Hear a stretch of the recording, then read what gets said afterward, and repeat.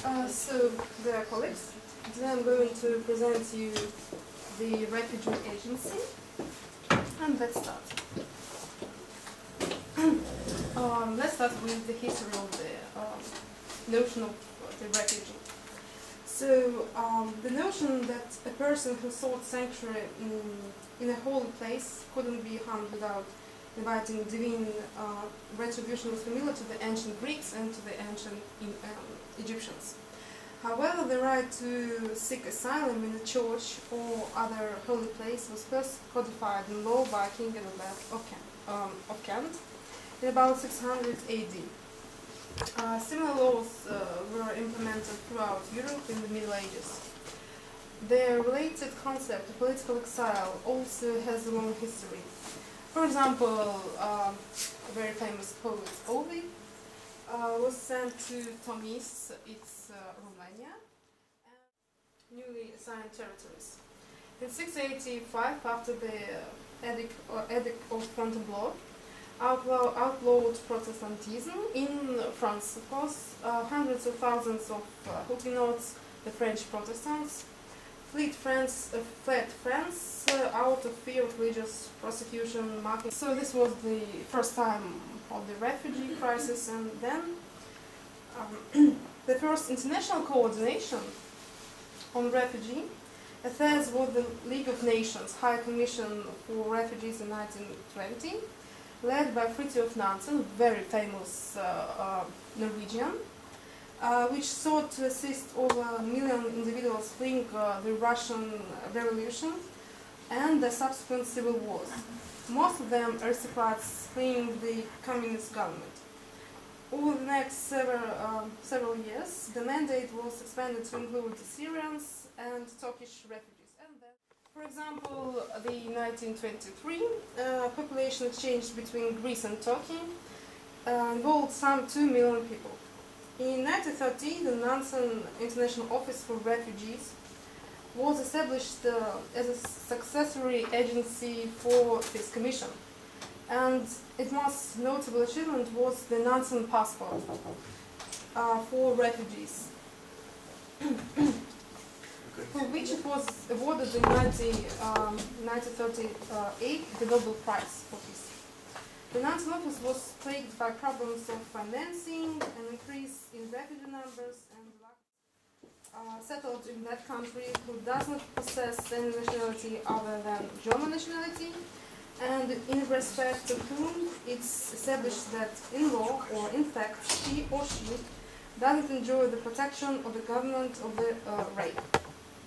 The mandate of this High Commission was subsequently expanded to include persons from Austria and Sudetenland. So, on December 1938, these two commissions, the Nansen Commission and the MacDonald Commission, during World War II, the scale of the refugees crisis increased to extraordinary number. Numbers displacing some 55 million people. In 1943, the United Nations Relief and Rehabilitation Administration was created to provide aid to countries liberated from Axis powers.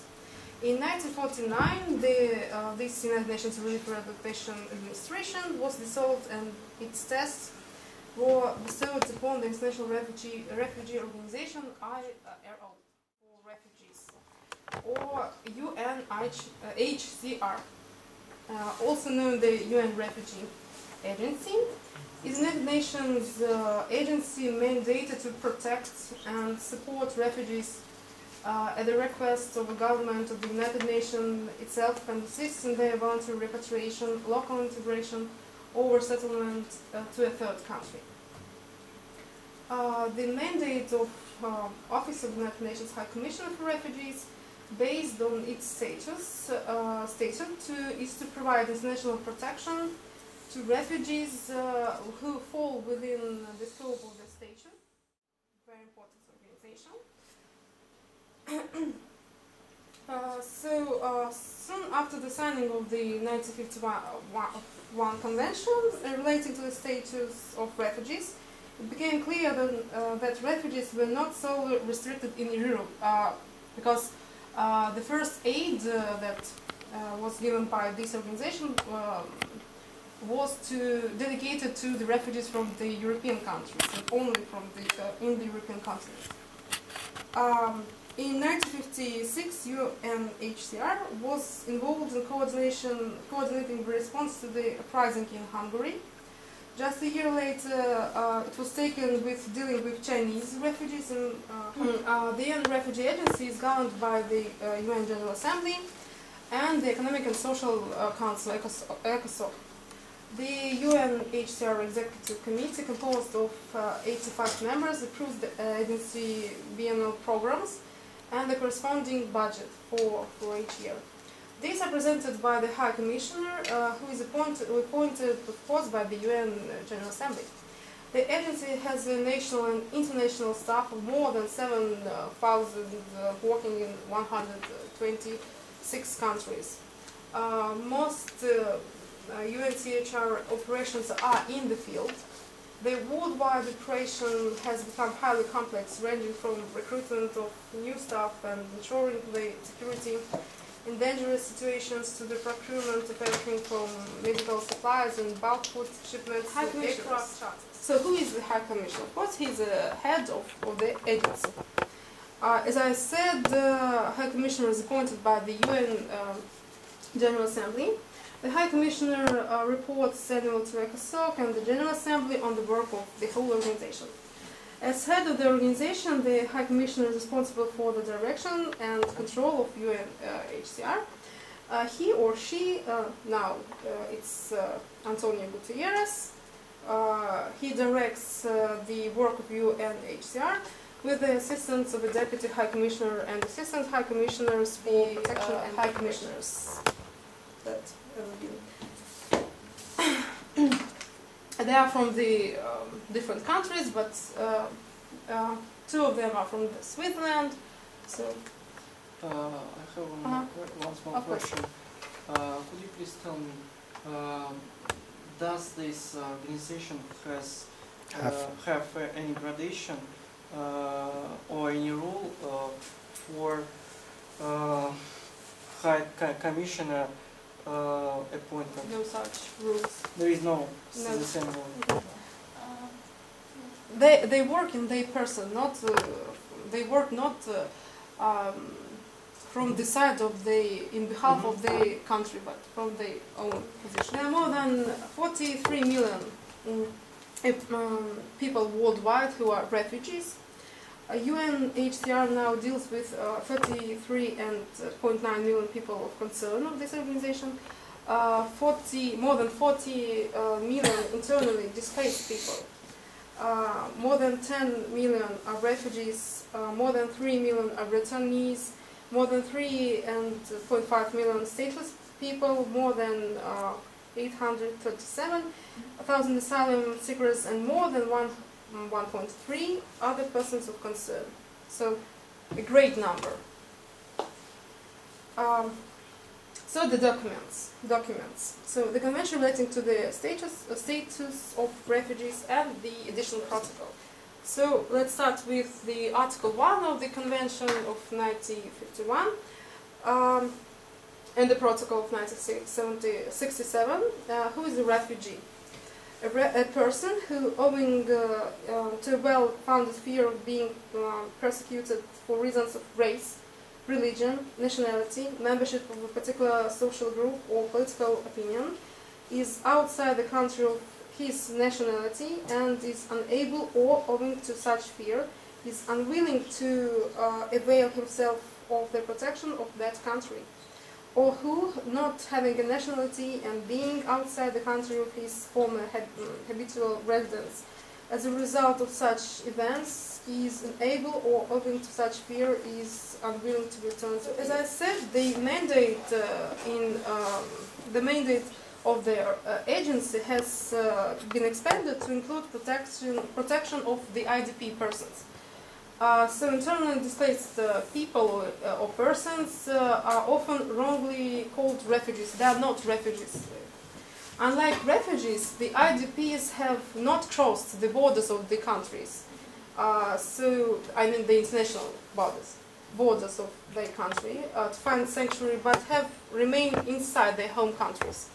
So, for example, they move from the region, from one region to other region, even if they have fled for similar reasons as refugees, as I have said, armed conflict, generalized violence, human rights violations, and others, IDPs legally remain under the protection of their own government, even though that government might be the cause of their flight, because they have a little part of the budget from the UN. It's like 2 or 3%. It's just nothing. But this agency has donors. There are a great number of donors. Here you can see the brilliant donors.